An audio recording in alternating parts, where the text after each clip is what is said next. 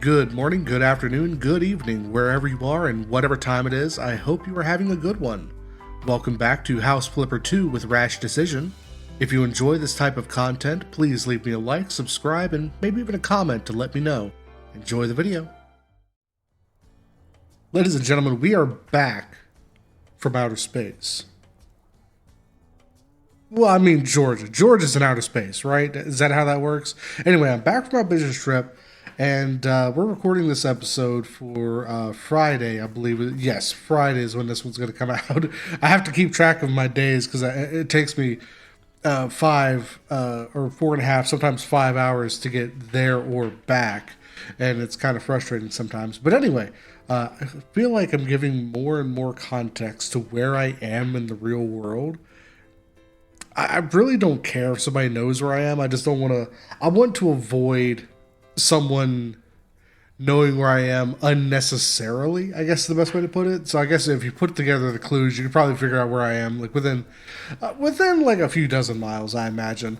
But I just got back from Georgia, and I've been thinking the entire time I was there how I want to do this nice little lean-to, and I think I'm just gonna come straight off of the balcony. Like I'm just gonna come straight off the balcony, and we're going to build like some stilts, and we're just going to go for it. All right. I may end up extending the balcony out because of this. We'll see. But I do want to put like a little slant of a roof onto it. Give us some character, something. But we'll get to it. We'll see you on the other side, my dudes.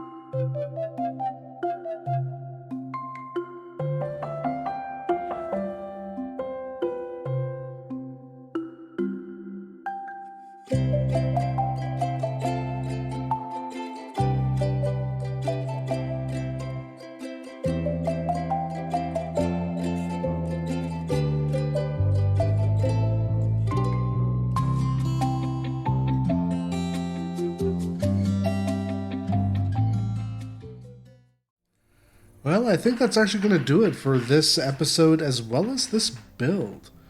Actually, I just noticed something. There's a problem with the chimney. I will have to go back and do that before I finish out this build. I'm actually going to do a little bit of an experiment with this particular build. So I'm actually going to keep it. I'm not going to sell it at the end of the episode. I will sell it in a different video, but that will actually be part of the experiment. But as you can see, I did exactly as I said I was going to. I went around the outside. I added some more, or some of the hanging vines back that were there to begin with. There was a couple like here on this corner and down this wall, and that kind of gave me this idea of making this almost like a wild cabin.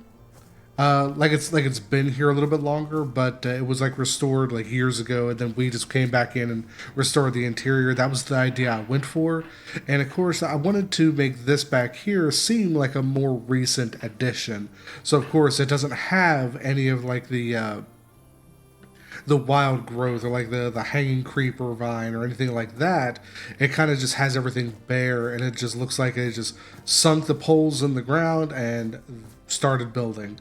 So that's what I wanted, is for it to like hard terminate where the vines were. And over here, like I had the red vines, and I didn't want to cover those up. I felt like it was a really neat idea to have the red kind of poke out in between the foliage. So I kind of left this area barren of like little bushes or anything like that, just so that I could have like the chimney as well as like this red kind of peeking through with like a few little tiny accents like the orchids and these petunias and like the I'm not sure what those flowers are called. I didn't even look at the daffodils. But that being the point of kind of let this color seep through into your viewpoint. So this will be the outside with all of these nice little vines. We did a couple of tours of the inside, but this will be a final tour. So we'll start back here with the new addition. This is just a tool shed, just a little lean-to with some tools in it, exactly as I said I was going to do. There really isn't a lot of tools in the game, but I tried to fill out the shelves with a few different things. Not a whole lot, just a few different things. Kind of place some tools around for like woodworking. Got some metalworking tools here. Got some bins for like screws and nails, that kind of thing. Have plenty of outlet space, that kind of thing. And I wanted to do this because I needed the roof to match the other roof. So it has this on the underside. So I decided to just make that wrap all the way around into the floor and do white for the rest of it because it's a workshop. It's cool to have like something that really shows off what you've done with the workshop, but then make sure that it still functions as a workshop in the end. And that's part of like why I did these windows right here. Like I may redo something like this in the future for this idea, where it has like the eave of the roof right here outside the window that just comes to the inside. I may try something out with that a little bit later, maybe like a sunroom or something. I'm not quite sure. So coming around here on this side, I definitely wanted like the ground coverage. I wanted it to seem like this side was a lot more wild. So I wanted more green than anything. I didn't want like a lot of like flowers or anything like that. I'm not too happy with these, but I don't mind how they came out. What I was really hoping for was just like a wild lavender grass, and that's why I tried. I'm sure you saw. I tried placing them kind of wildly and just kind of filling in the spaces between them. But because they're so symmetrical, it's hard to do that with these particular objects. I was kind of hoping for something more like this, where it's a little bit more wild. You can kind of hide the details, but it didn't really work out in my favor. So as we come around to the front porch, I may add some like a couple of tables and chairs here before I do the final walkthrough video.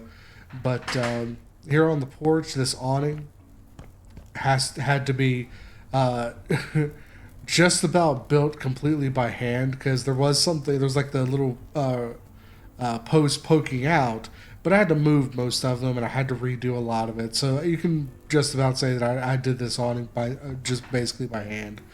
And of course, we have the beam that goes all the way through the building at the top that comes out, has a nice little lantern on it. Have the lanterns down here, and of course the accent lights all the way underneath the awning. And as we come into the main room, Of course, we have the green, the forest green that kind of brings in the outside. That has a little bit of a cooler color to match the blue of the shades. And of course, we have, moving around, a lot of wood, a lot of greenery. I should put in some plants in the windows, and I think I will for the final video. But I'm gonna cut this here just entirely because I've spent too long on this this particular build, and I need to move on from it. But we have ourselves the shelves over here. Very useful space, very realistic. I was actually complimented when I was showcasing this house to a few friends in Discord for having the shoes down here because it makes it feel a little bit more like a real space. I didn't think anything of it at the time. I just thought, oh, that looks like a decent place to put shoes if you don't have like a place for like a shoe cabinet like this house doesn't. I could put it like over here, but it doesn't really seem right to put a shoe cabinet right next to where people are eating. So I didn't want to do that. We have the wonderful little open pantry right here. We can just see right on into it, see what's going on. And of course, we have the full kitchen here. I wanted the kitchen to be kind of the focal point of this entire house, where you have this nice, huge arch that's coming over and like making a centerpiece of the whole this whole room and almost acting as like a support for the room above it, with all this greenery going all like just almost like a natural garland going directly around the arch, wrapping all the way around it on both sides, keeping up with the shape, the form, and the design language of the room, uh, but while creating its own kind of design language. Like if the rest of the room was written in like just standard prose, this is I hate to use the term. It's a bad joke, but it's very flowery prose. It's almost as if you're writing a really nice sentence in the middle of a paragraph. That's exactly what this is. This is your focal point that's in your paragraph, and it's got and I wanted to put an exclamation mark on the end of it, but not two. I wanted it to be a very soft, very subtle centerpiece that really brought the eyes to the center of the room. And I'm really happy with how it came out. And of course, over here, we have like a little relaxation area with the fire going right in front of it. Of course, we have the TV and the sound system right here. You can just sit here, listen to some tunes. You can watch a little bit of TV, but it's not really the purpose of this area. This area is more for entertaining, I guess the best way to put it, like a handful of friends if you wanted to bring them over into this nice little abode. And of course, right here off of the kitchen, actually, I see I have one little issue here. Let's go ahead and fix that. There we go. And by the way, I did actually get a comment, private message asking me why I had two sinks. This is your primary dish sink that would be used for like washing dishes, filling pots, things like that. Whereas this is a bar sink.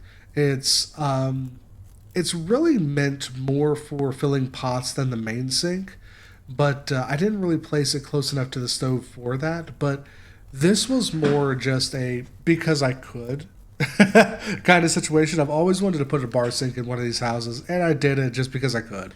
So there's not really a real purpose to it. I just wanted to. I'm going to be completely honest with you.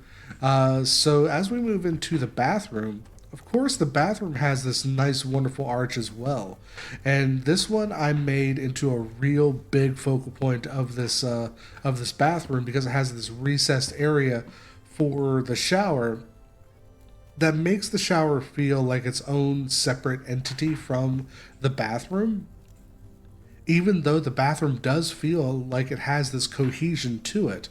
Like you look at it right here, above you have black, to the front of you you have white, to the right you have wood, and to the left you have green.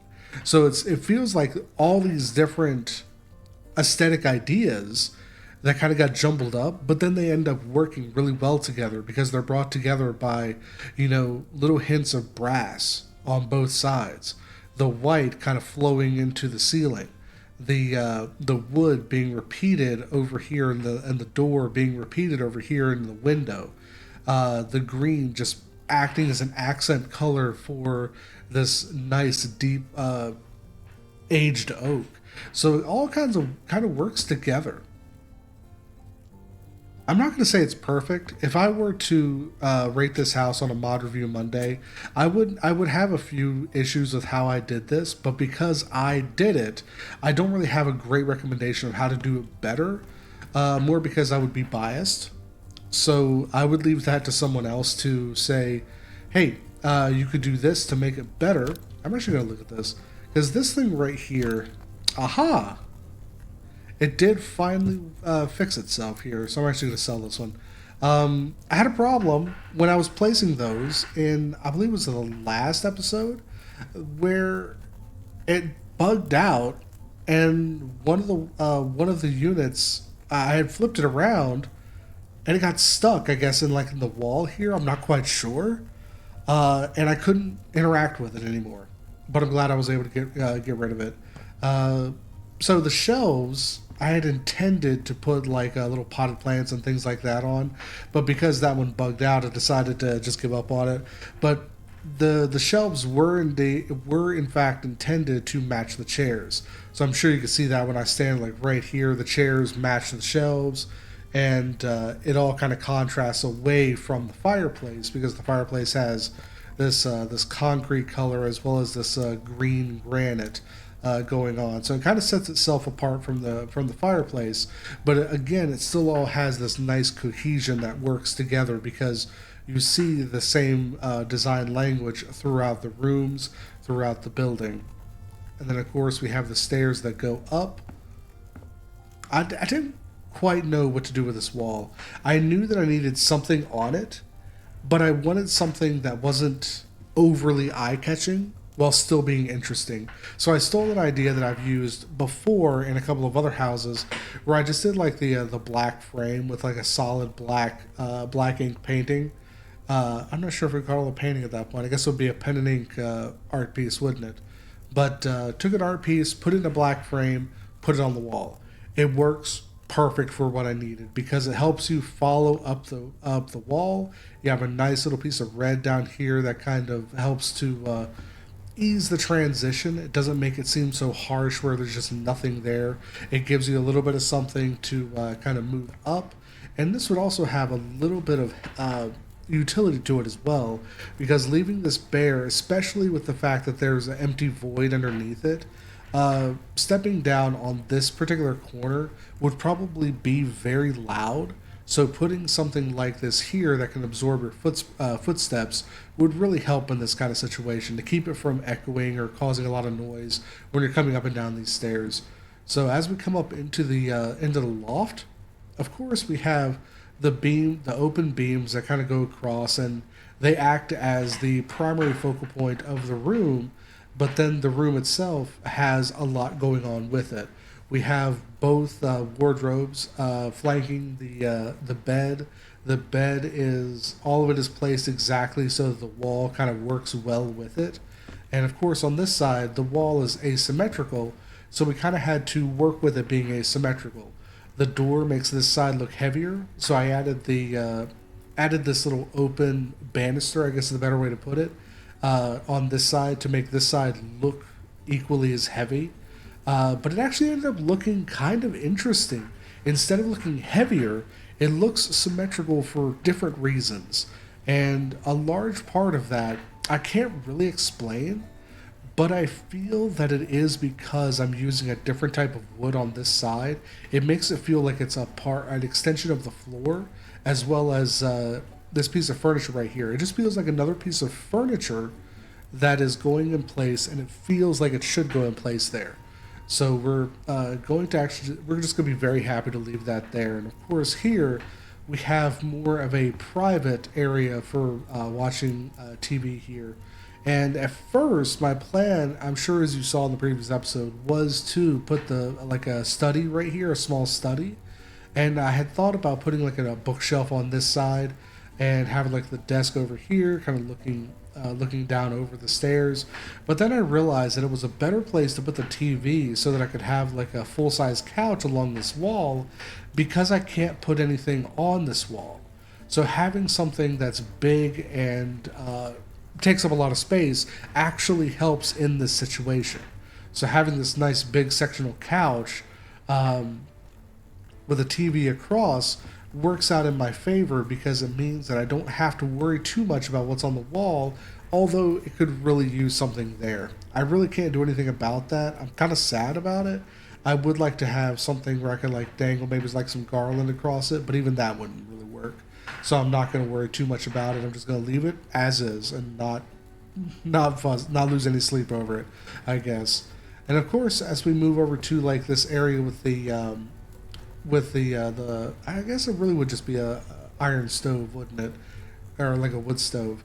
There really isn't like a specific term for this kind of stove. It's not like it's a potbelly or anything like that. But as we move over to this area, I definitely wanted something that separated it from the wood floor, kind of give it more of a I'm heating the room rather than the floor kind of thing. Because you heat that floor a little bit too much, you might have a few problems, especially with carpet right here. So I wanted to elevate it. I wanted to make sure that it had some kind of access to the chimney, and this was the most clever way I could think of to do it.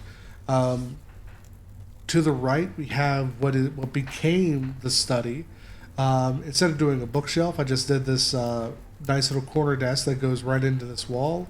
Has a few things here for it. Has a couple of electronics, the full computer, and a more lightweight chair. We have this mesh back chair, and that's entirely because we have the wood stove right here. If you're sitting in this chair and you wanted to be warmed by the wood stove, having a solid back chair would probably not do much good for you. So over here, as we get to the bed area, I wanted to go with the quilted because I wanted this to feel more like if it was snowing outside, this would be exactly the kind of bed I want to climb in. Like I want the quilted, want the quilts, I want the fitted sheet, um, or the suede sheet, I should say. Have the wood stove here, just kind of gurgling out a nice little bit of heat. Um, this would be an excellent place to if there was snow just drifting by this window and it's illuminated by that nice little lantern out there, just taking a quick little nap in this bed. You could see that one out there clearly. You could see the snow coming down. It would be just absolutely wonderful. Like you would just knock out and probably lose a few days. Out here, there was like a couple of chairs out here to begin with, but I took them out because I felt like they took up a little bit too much room. There absolutely could be some more chairs put out here, but I think I'm going to end up just leaving this as a walking balcony rather than trying to do anything else. It would be a really nice place to have a seat, but there's just not enough room. And of course, underneath here we have the add-on little tool shed that we did. So that's going to be it, my dudes. Let's go ahead and we'll go back outside and we'll kind of watch it as the sun goes down. Get the sun behind it, get a real nice view here. There it is. Have a good one, my dudes. Cheers.